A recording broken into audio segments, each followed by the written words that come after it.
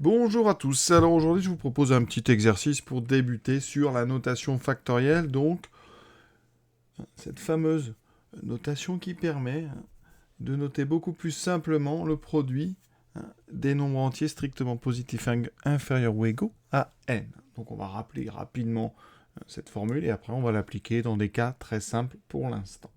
Donc on écrit n factoriel quand on veut, eh bien, écrire plus simplement le produit donc de tous les entiers qui vont de 1 à n. Alors, un exemple, si j'avais 21 factoriel, on lit aussi 21 factoriel ou factoriel 21 ou factoriel de 21, bien ça serait donc 21 fois 20 fois 19 fois 18 fois 17, etc.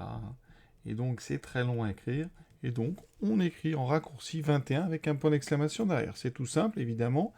Ça ne fait pas le calcul, mais ça permet comme ça de noter de façon beaucoup plus courte. On commence par 1 factoriel.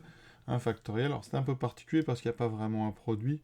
1 factoriel, c'est donc, si je lis, le produit des nombres entiers strictement inférieurs ou égaux à 1. Alors, on n'en a qu'un, c'est 1 qui est inférieur ou égal à 1, non nul. Donc, ce produit, c'est juste un seul nombre, donc un petit peu particulier. Alors, je rappelle aussi que par convention, 0 factoriel, c'est égal à 1.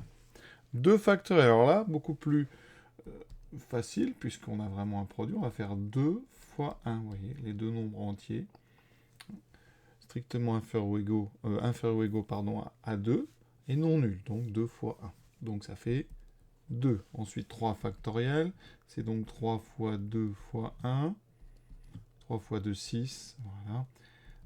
4 fois 3 fois 2 fois 1 pour le dernier. Alors, d'usage, on écrit fois 1, d'accord, même si on sait que multiplié par 1, ça ne change rien. 4 fois 3, 12 fois 2, 24. Vous voyez qu'à chaque fois, pour l'instant, on peut passer de l'un à l'autre en multipliant donc par l'entier qui manque. Donc ici, c'est fois 3. Ensuite, ici, c'est fois 4. Donc si je veux 5 factoriel, il va falloir multiplier le précédent par 5. Donc ça, c'est un fonctionnement par récurrence. Ici, ça fait 5 fois 4 fois 3 fois 2 fois 1. C'est donc 4 factoriel fois 5. Ou 5 fois 4 factoriel. Ce qui fait 5 fois 24, donc 120. Vous voyez, c'est simple. Il suffit juste d'être rigoureux. Je rappelle rapidement que les calculatrices ont cette capacité de calculer les factoriels. Pour la Casio, vous trouvez ça dans le menu Options. Ensuite, il faut aller chercher dans un petit sous-menu. Ici, vous allez sur F6 et c'est dans le menu Proba. Vous tapez 5. Ici, F1, 5 factoriel. Et vous voyez que ça donne 120. Chez Texas, vous tapez 5. Ensuite, vous allez dans Math. Et c'est dans le menu Proba. Voilà, et c'est le quatrième, donc on appuie sur 4. Vous voyez, ça écrit 5 points d'exclamation, donc 5 factoriel.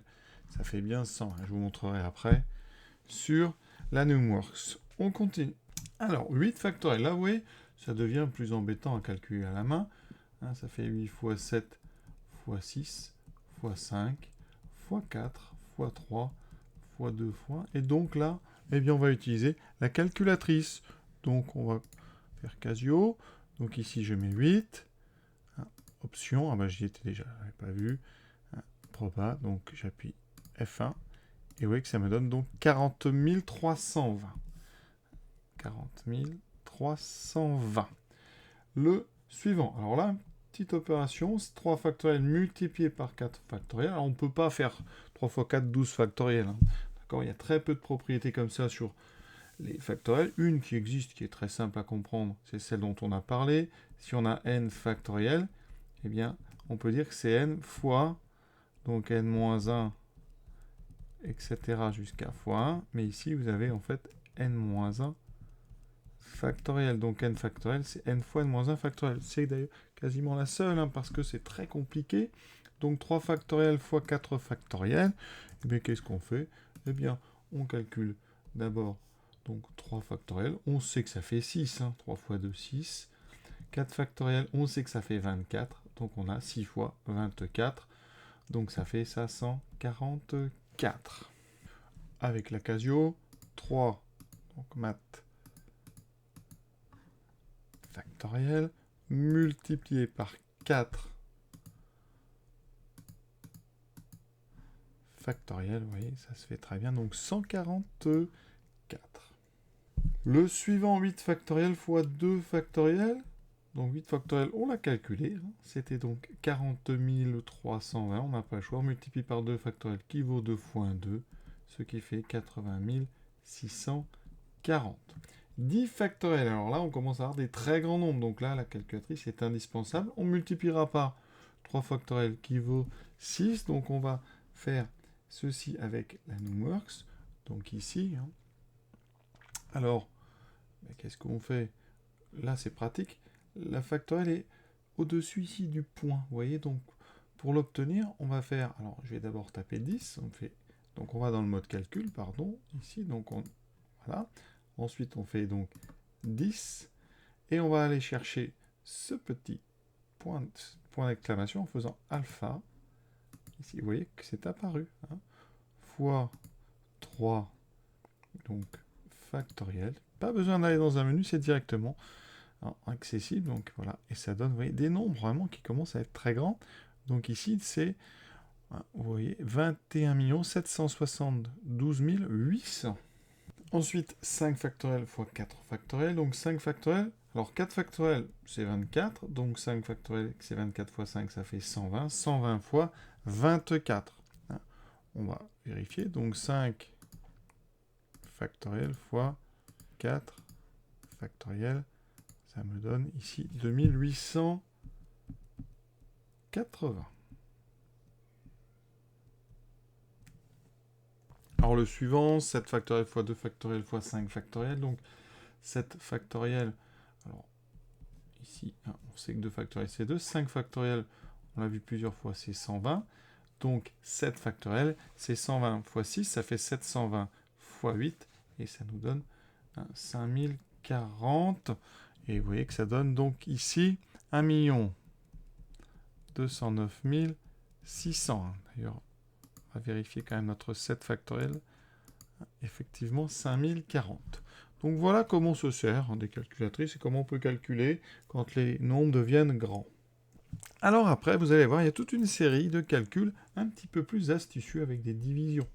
Les multiplications, ça ne marche pas très bien avec les factoriels. Par contre, les divisions, regardez bien, si on a 7 factoriel sur 4 factoriel, eh bien en haut, on va avoir tous les nombres de 1 à 7. Hein. 7 fois 6 fois 5, fois 4 fois 3 fois 2 fois 1.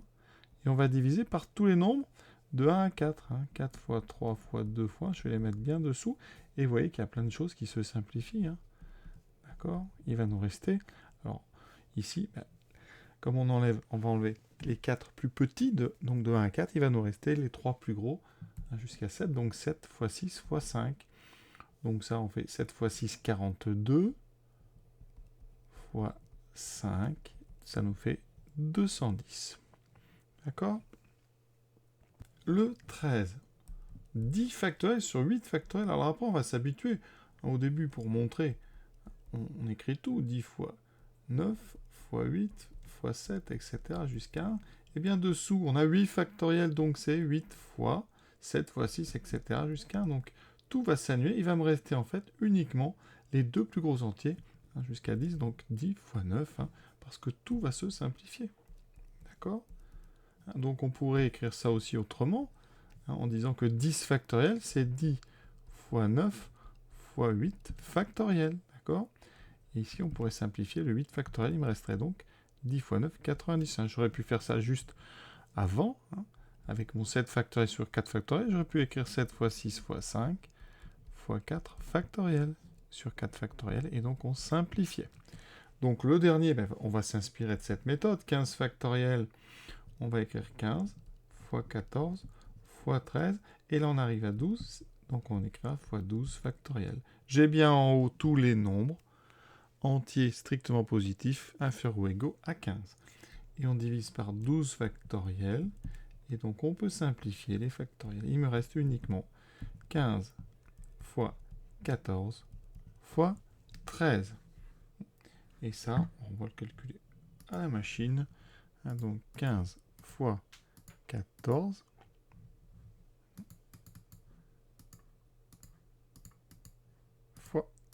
13.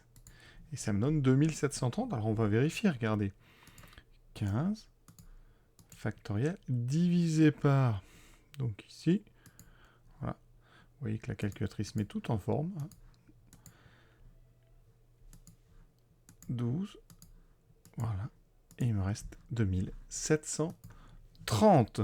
Et donc ce petit exercice d'application directe est déjà terminé. Bonne journée à tous, à bientôt.